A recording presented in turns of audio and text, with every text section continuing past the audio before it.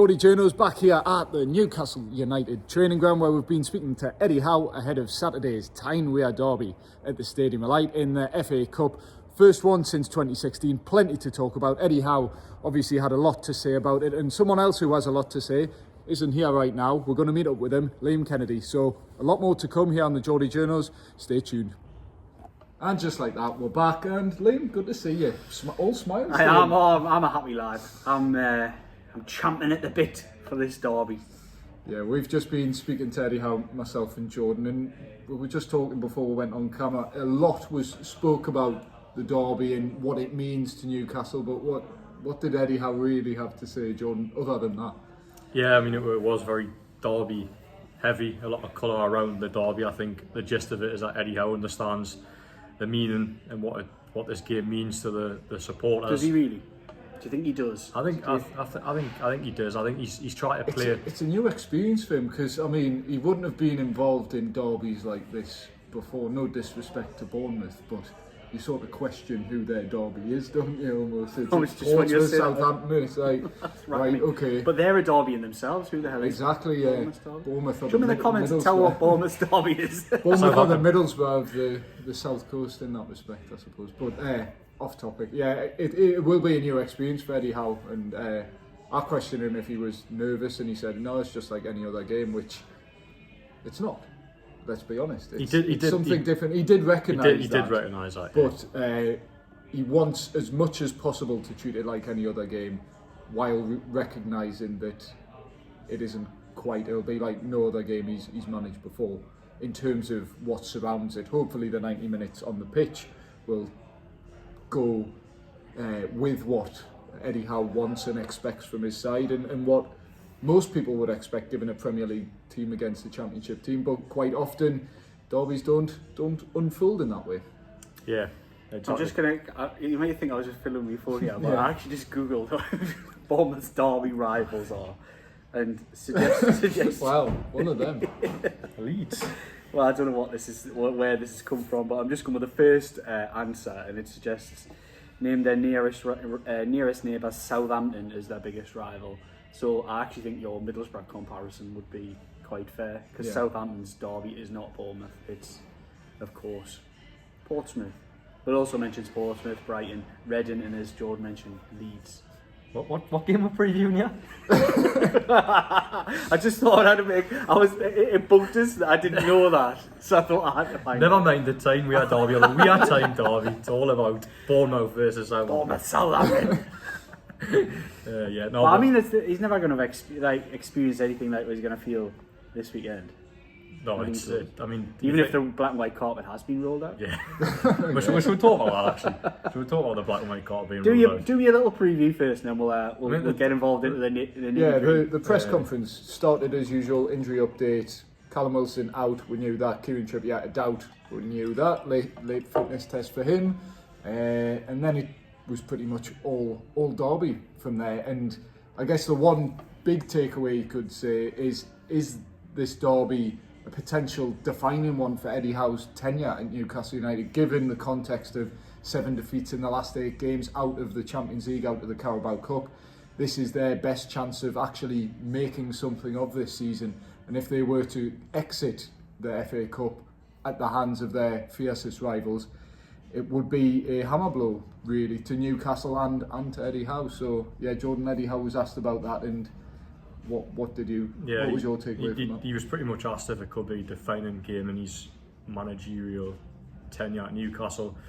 You look at the previous managers at Newcastle, derby defeats have been the unravelling of some of them, but he played that down. He said he wasn't thinking about it like that. The only thing he was thinking about was controlling the controllables. He didn't use that term, that's my term, but the only thing he was using the only thing he can manage is the team, what the team do on the pitch, and it's probably a Newcastle world term, that control the controllables. I think we've said that a lot recently. And a lot of the controllables haven't been controlled recently as Newcastle. So in terms of Eddie Howe's future, he was asked about external noise with being under pressure, and he said he felt the full support of the owners, So in terms of the future, I suppose that can be parked for now.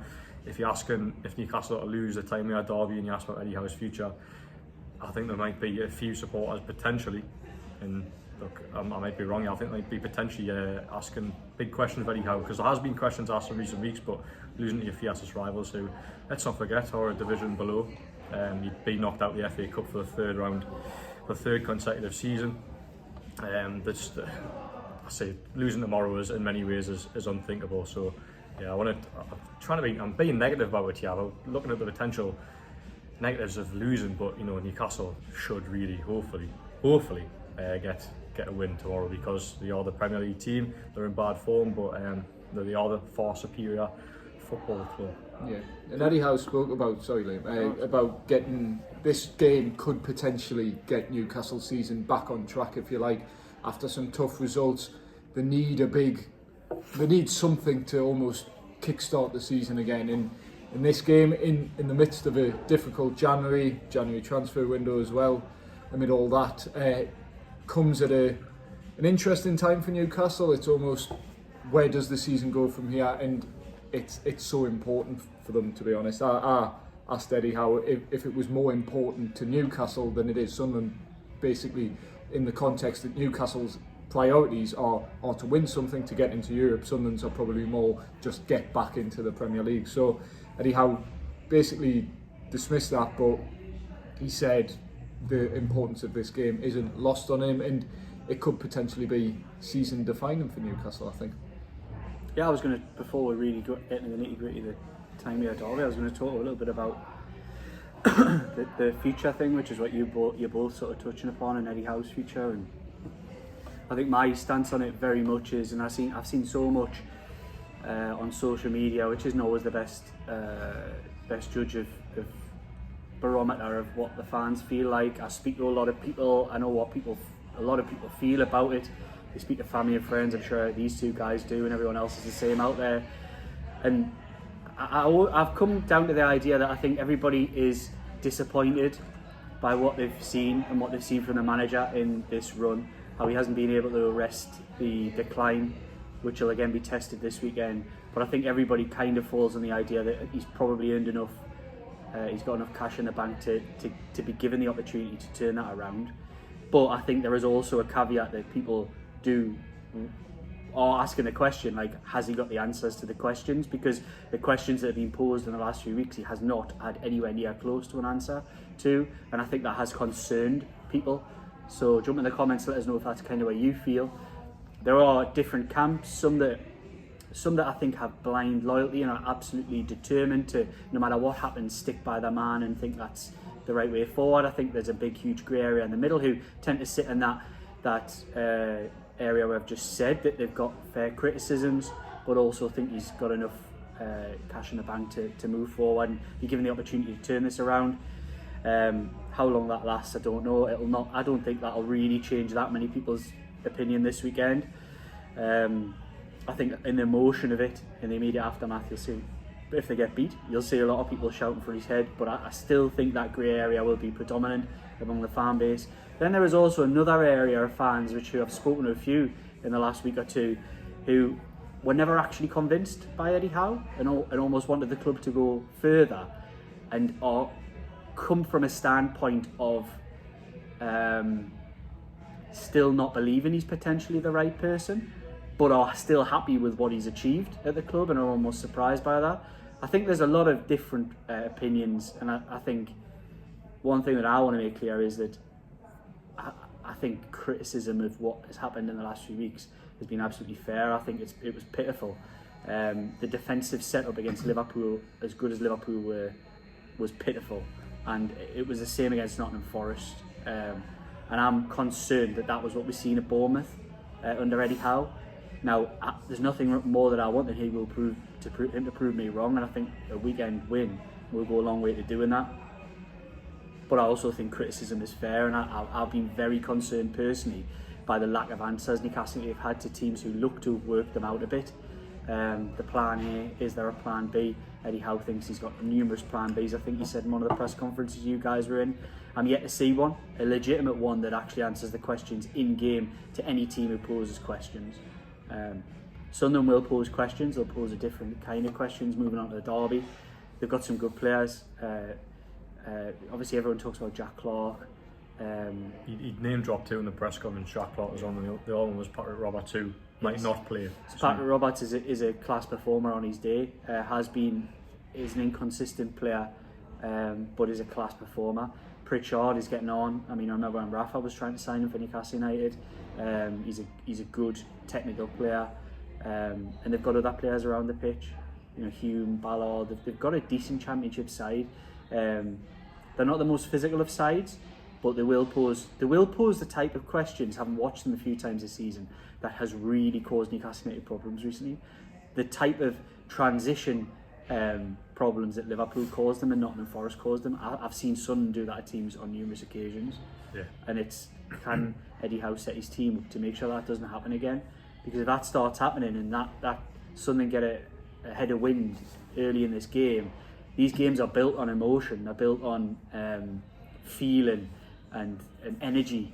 And if Newcastle United allow them to have those kind of breakaways and create chances early doors, then the balance of play would be concerning. Because, like I say, changing energies and changing tactics during games has not proven Eddie Howe's strong point in recent weeks. Might be unfair to say that it hasn't proven his strong point in his time as manager. Some people might argue that it is, but I would definitely, just using the last few weeks as a microcosm, I don't think he's managed in game very well at all. Now look, he hasn't had a lot to manage. It's not like he's been able to call on a bench of 5 or 6 who he can automatically say, right, that you could change a game, you could change a game. But even when he's had that, I don't necessarily feel that he's been able to influence games, even with just tactical tweaks. The way I look at Ken, this is going back on history rather than going on to his future rather than the game itself. But I'll go back to the Liverpool game at St James's Park, not the last one, the one at St James's, where Jurgen Klopp made a number of tactical and personnel changes that totally flipped the game on its head during the game. When Newcastle United, with a better team, were dominant and had 11 men v 10, Jurgen Klopp made 2 changes. I think it was Nunez and Jota, and all of a sudden posed a whole different set of questions which Eddie Howe was unable to answer. That's the kind of in-game management that I want to see from a manager who, this football club has elite ambitions. We need to see some elite tactical tweaks to this team. And you're maybe not going to need elite tactical tweaks to influence the game on Saturday, but it's going to need something. If he goes into in my opinion, if he goes into this game on Saturday with his fingers crossed and his eyes shut, hoping that midfield of Miley, Longstaff and Bruno set up exactly the same way that it was at Liverpool, and expecting a different result, I think it is lunacy, because it isn't working, in my opinion. And I think there's a number of different reasons for that. I think Miley's been asked to do a lot at the age that he is. I think he doesn't look like he's got a full defensive armoury in his game. He's 17. He's been asked to learn at the highest level on the job. I think he needs to be cut a little bit of slack by the manager, in my opinion, putting him in at that level. Longstaff for me is on the wrong side, and Bruno's been asked to do far too much. Longstaff was an excellent cog in the wheel when he was in a very structured team. You've taken him out that structure and moved him into a totally alien position. It might not seem a lot, but it is. It can matter. That he had cogs around him that just worked.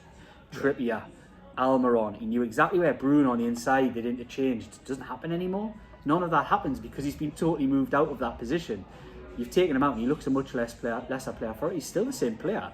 He's still the same guy. He's still running around. He's still not shirking possession and wanting the ball, and he's still trying. It's just he's not in the same structured position. Bruno, again, is a major symptom of that problem, the moving around. That how can you expect... He's either being deployed as some kind of defensive shield, which clearly isn't the case, or he's having to be Newcastle's creative spark when there isn't any creative spark around him. And it's problematic because he's caught between a rock and a hard place. He's an excellent player, and I'll argue, I've seen some criticism, massive criticism online. I'll argue that till the cows come home, personally, with anybody who criticises Bruno Guimaraes, because you'll realise when he's gone how good he was. And I think we're not seeing the best of him because he's not been playing in a system that suits him at all. And I think it'll be a real crying shame if he left this football club without ever really unlocking the true potential of him. And I think this midfield, set up as it is at the moment, which is by circumstance as well. It's not just it's not by choice. But I think something needs to change on Saturday, because I think that could be a real problem at the stadium. Yeah, you mentioned there about the in-game management, which we haven't seen from Eddie Howe of late, but I think against Sunderland, the Championship team, there can be no excuses now. You used the comparison to Liverpool there and how Jurgen Klopp changed the game by bringing on the likes of Jota, etc., whereas Eddie Howe doesn't really have them anywhere near them kind of options at his disposal because of the amount of injuries, and even if he had a fully fit squad, he still wouldn't have that quality on his bench.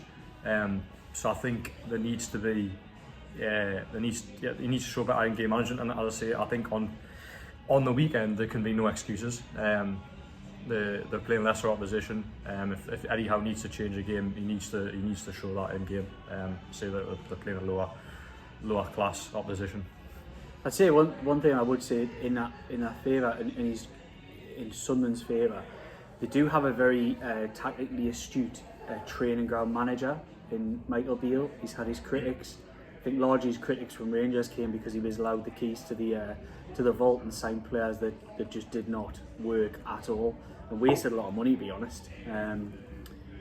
But in terms of his tactical nous, he's quite a smart guy, so I'm pretty sure he'll have seen exactly where Newcastle United's faults and flaws are and will be looking to exploit them. But the way I feel about it is, if Newcastle, the problem is, if Newcastle United play to 70% of their potential, they'll win this game. I've got no doubt about it. It only has to take a 70% performance. The problem is they've probably been operating at about 20% recently. They're absolutely nowhere near. So that's the big problem, is they have better players. They have better, even will look to the bench, and it'll be limited by, in our respect, but that bench will almost certainly, I can't think off the top of my head what it'll be, but I'd imagine most of them would get into that first team of Sunderland, despite what we're saying about its lack of quality. But I think the problem is that, can Newcastle United raise their levels after really they've become very used to losing. They're in a rut that, as much as winning is a hard sort of process to break, when you get in that mould and you keep winning and winning and winning, they're in a losing rut at the moment, and it's kind of really picked themselves up, because for all they were in that game against Liverpool, it was a battering, by the way. It was a complete and utter battering from minute 1 to 90, and it takes a toll on things mentally as well as physically, when you're chasing the ball all day. But mentally, when the players know that game, that they never got close to Liverpool.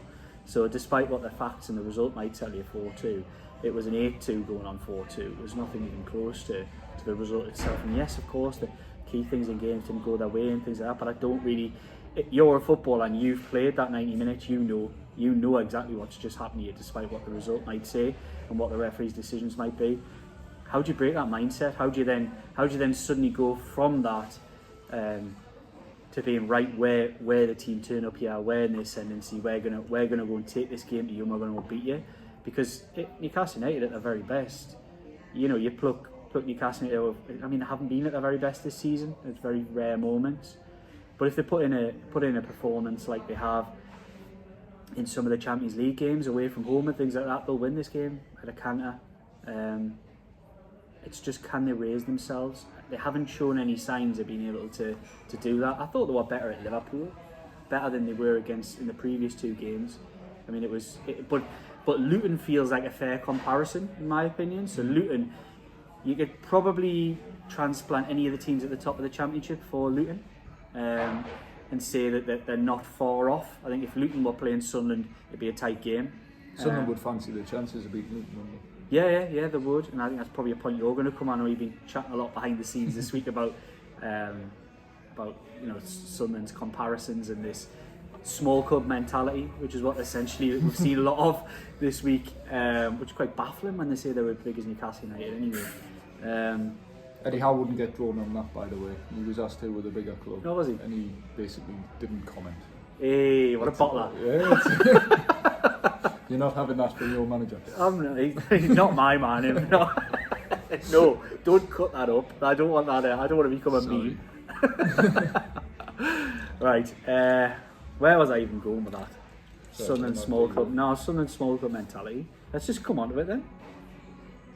They have shown a small club mentality this week, haven't they? It's been terrible. Yeah, I don't. How big are you? Are you a big? Are you a big club or are you not? There'll be some of them watching this here.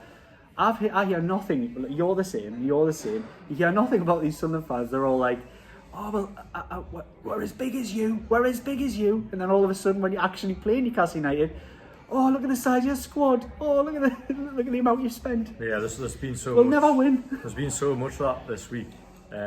Talk of it being a free hit, and Alexander Isak is worth more than our entire squad. And you know, you played Champions League this season. As I wrote for Newcastle World, I think it's very easy to say all that. I think deep down, Sunderland will be quietly confident they can beat Newcastle. So I don't buy this where we shouldn't be winning. I don't buy it. And they maybe don't expect it, but I do think they are quietly confident. And I think if they don't get a result, I think they'll all be disappointed. But it's such an easy thing to say where if you come away from the stadium like Newcastle have won, and Sunderland fans are back on social media saying, well, we weren't expecting to win. It's such an easy out for them. So I don't buy this. And yeah, if you made a point there, Liam. If Sunderland, because I know Sunderland fans. You speak to Sunderland fans. I speak to Sunderland fans. Every time I speak to them, they always through gritted teeth. A lot of them have told me that Sunderland are a bigger club than Newcastle. I've heard the same arguments. Well, if you're that big, then why are you playing a smaller mentality against Newcastle? If you're that big, take on. Team that's finished. Fancy your chances. Team that's finished. Right, this is ridiculous. So we're floating around here, struggling. Newcastle United's at the bottom end of the top half of the top flight. This is Sunderland's a football club that's finished in the top half of the top flight, I think 3 or 4 times in about 50 or 60 years. I think, yeah. 2 top 10 finishes in the Premier League from about 2000 onwards or something, or 2005 onwards maybe. Newcastle United will have had a bad season if they finish 8th. Sunderland most Sunderland fans of any age have barely experienced that. That's the modern day. I'm not just being a funny bugger here. I'm actually being just talking about facts. Like historically, Newcastle United and Sunderland are close-ish. I think Newcastle United have always proven that it's a bigger city, it's a bigger area, it's got more national and international prominence. It always has since the Industrial Revolution. And I think there's just levels to this game sometimes when you come to that kind of stuff, and that's nothing on Sunderland. It is what it is. They've always been fighting that corner. As football clubs, Newcastle United have probably benefited from that in an era of football growth in the last 30 to 40 years. Despite a 15-year huge dip and low, Newcastle United have consistently been the big football club in the region. They are the region's football club. Despite what anybody shouting about league titles might want to tell you, yes, of course, league titles matter. Ask Dom about whether those football titles actually count as much as football titles these days. Watch my previous videos for that kind of content. But yeah, Newcastle United is. Ask 1,000 random football fans around the world who Newcastle United are and who Sunderland are, and I guarantee you more will know who Newcastle United are. Most will, and quite a lot probably won't know who Sunderland are, unless they've seen Netflix. Yeah. Dom, come in, stop me with me ranting. Yeah, I don't want to go too far into the who are the bigger club and stuff like that. Why? Don't be Eddie Howe. We're journalists at the end of the day. I know you're... I'm a journalist. I'm an editor. Aye. But what I will say is this whole Sunderland playing the underdog role, which look, there are underdogs, but Newcastle the last 3 years have been knocked out by Cambridge United, Sheffield Wednesday. If they were to get beat by Sunderland, it would be the least upsetting of the 3. It's not another Hereford or anything like that. So Newcastle favourites for this game, but let's not build this up as a sort of fairy tale meeting for Sunderland where they're against some absolute team they've got no hope of beating. If Sunderland went and won tomorrow, hopefully from our perspective they don't, but it wouldn't be a absolute FA Cup major upset for me. It would be a surprise, but let's not build it up as an upset. I was going to come on that, like, so I've been burying my head in the sand recently with regard to the Premier League and the league table. But who are the teams who sit either side of Newcastle United in the Premier League at the moment? Do you know off the top of your head? Chelsea will be one, I think. West Ham maybe? No, West Ham are a bit further up, aren't they? Chelsea's wrong. Put next us to on the spot Newcastle. here. I know. Should I get it up? Chelsea, Should we go factual? Sorry, yes. Shows our level of research. Is this the point I was trying to make? Is that Yeah, I think it's a good What point I would as well. say That's is what I think. what Sunderland would fancy their chances of It's a really bad example. Man U and Chelsea. It's Man U and Chelsea either side of Newcastle United. But What? Newcastle. So Wolves are 1 point behind Newcastle United and Bournemouth. Wolves. So if Sunderland have got Wolves at the Stadium of Light, are we hearing the same kind of stuff? No. But that's the thing. That's a beauty, I guess, of a derby where it's built up, which I think Eddie Howe tried to get onto a little bit in one of his answers to my question. It's built up for more. At the end of the day, it is a game of football, but it just means so much to so many people in the area that it's built up for more than it ultimately is, if you know what I mean. So yeah, and I guess on that you could almost get onto the Stadium of Light fiasco. You come to this video for the journalistic analysis and my rant. I think that's what you do. So I'm going big club. You've dragged me into the deal. I'm going big. Have I? You've dragged me into Sunderland. But you know, I disagree with you on a lot of who are the bigger club side of things that You I'm do, sure we you won't do. get into. But Yeah, I think it's a pointless argument. it is, isn't it? It actually is. But it comes on the point where I see a lot of it in social media is that woe us, where the minnows. Make your mind up, lads and lasses. Are you the minnows or are you bigger than the team that you're trying to beat on Saturday? Come in my comments and let me know. You might have some comments on what I've had to say or what the guys have to say. Get involved. We'll love it. We'll love the to and fro. Is that not what this is all about? We're all fans at the end of the day as well as journalists, and we're obviously going to have. You can only hide your black and white colours so much when you're in these kind of situations. We'll be the consummate professionals on Saturday, as ever, as we always are with the Geordie journalists. Right, where are we going? I said the Stadium of Light, Yes, which madness. was the big talking point this week. But why does that matter? Why does that matter, Dom? Why does it even matter? because If it's a free hit and it's just another game and it's but why does it matter?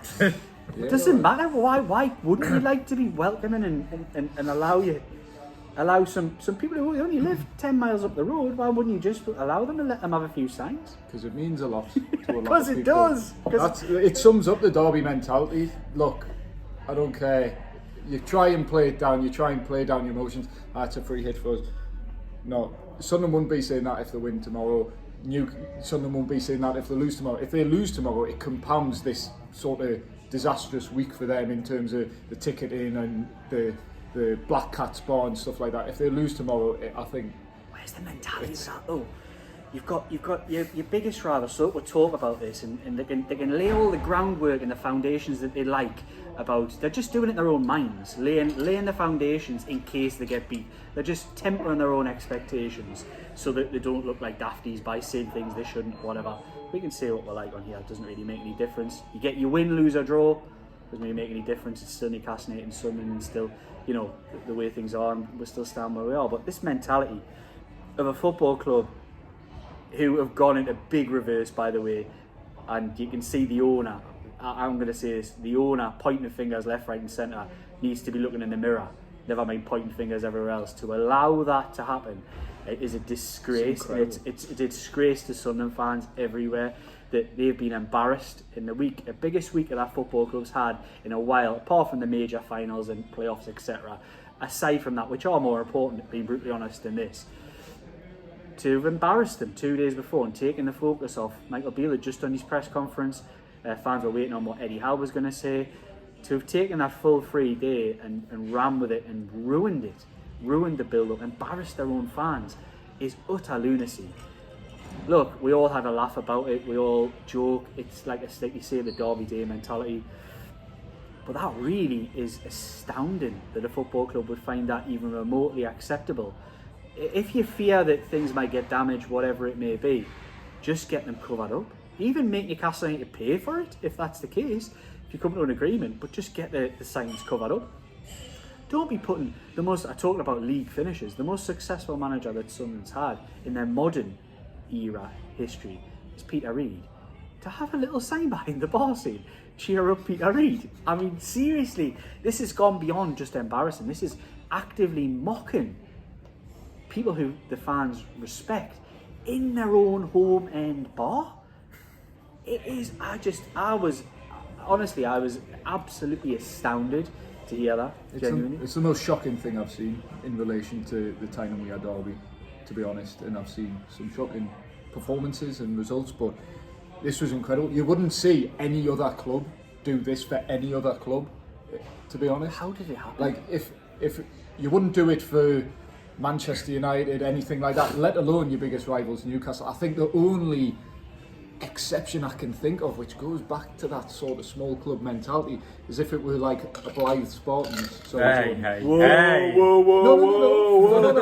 Let me finish my point. If it was a Blythe Spartans in the FA Cup hosting Newcastle and they wanted to put an away day barn, something like that, to try and cater for 6,000. I think the Robbie Dale Ultras would be a little bit upset, like, still.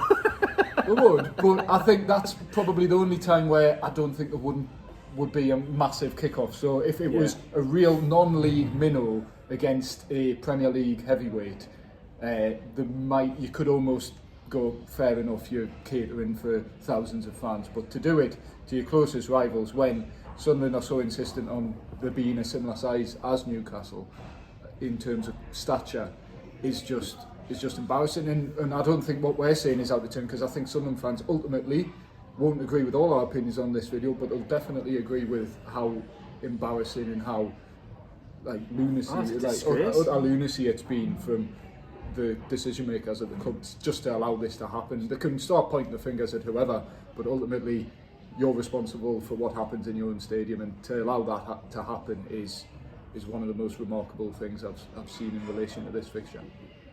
I was just going to say, imagine it is a replay. Do you see Newcastle United rolling out the red and white carpet for Sunderland coming? No, absolutely not. I mean, it just won't happen. If you flip around and that's... Or even if there wasn't a this was at St James's, if that's at St James's Park and Newcastle are putting up, how are the lads? And Happy. Right. Yeah, or cheer up Alan Shearer, yeah. Kevin Keegan, all that. There would be absolute hell on, and rightly so. It'd be fume. So, yeah, it's for. I mean, do we know who's behind it? Do we know? I don't want to get struck off. I don't want to get struck off on speculating, but I think he's pointed the finger so much in his statement. You've seen the statement. And what he needs to do is, I don't know who's to blame, and I don't know how this has happened. I'm not privy to that. But realistically, he needs to look in the mirror, because he owns that football club and it happened under his watch. He needs to look in the mirror, never mind pointing the fingers at everybody else. And Sunderland fans, I would just be very wary of what you see and what you hear, because it's ultimately the decision of the man who owns the football club. It's on his watch, and he's let you down. He's really let you down. Look, your players might not let you down, your manager might not let you down, but your club have let you down this week. And it wouldn't happen the other way. There's just, even when Mike Ashley was the owner, who would be the epitome of the worst football club owner this Newcastle United could ever have, wouldn't have rolled out a red and white carpet for Sunderland coming to St James's Park, and didn't on numerous occasions, even if the players and manager on those occasions did. Yeah. So Sunderland will be hoping for the opposite way around this time. Right. I think we've done a lot, haven't we? Yeah, unless you want to rant again. I love ranting. I don't know if you're... well, you're in at the Stadium of Light, so that's good. We'll all be there tomorrow. Yeah, we'll all be accepted, haven't we? Oh, I didn't know. Oh, that's great. Look, it's a live reveal. Yeah! We'll all be there tomorrow at the Stadium of Light. I didn't know that. Actually didn't know that. Did you not? No, I've not seen it. I don't think I did either. I was just guessing. I got accepted. No, Jordan got accepted. So oh, great, eh? You're in. I got No, I'm not. Oh, you got it right. Yeah. It's great news, that. Great. It is great news. So all three Geordie journos will be at the Stadium of Light tomorrow. Let us know in the comments. It's going to be a tough one for me if there's a defeat. Do you want us to do a live? I mean, I'm happy to do it. I'm happy to do a live if you guys would watch. I'm pretty sure it'll be quite Sunderland heavy if I do a live, but I'm quite happy to do it. We're all black and white at heart, but ultimately we show our colours left, right and centre on these videos, but when it comes to working for the Shields Gazette, Newcastle World, we're absolutely consummate professionals. You'll never find a more professional three on the job, and you'll see game face from the Geordie journos tomorrow, win, lose or draw. In my opinion, some of the emotions has to go out the window when you do this job and you have to deal with what's in front of you. We'll have our game face on. Hopefully Eddie Howe's Mags will have their game face on, and hopefully Michael Beale's cats. Black cats. Arr. We'll have that. Arr. Pirate. Pirate cats. Arr. We'll have that non-game face on. Right. The King of Waffle comes back. Right. I'm not going to rant anymore. Anything else to add? Anything else you want to say? What we've talked about? No, it's approaching 40 minutes. This video. It's quite lengthy. It all comes down to the 90 minutes on the pitch tomorrow, and hopefully it turns out in Newcastle's favour. I mean, would you take a replay if you were offered at this point, or? I don't know. To do it all again for the Geordie journos. I probably wouldn't, but I would like to get the job done on the day, but I don't know. Got to go full strength, Eddie. You got to win this game, and yeah, we'll be there tomorrow at the Stadium of Light. Yeah. Like, comment, share, subscribe. We've waffled enough. All the talking's done now. The next time you see the Geordie journos will be in action at the Stadium of Light.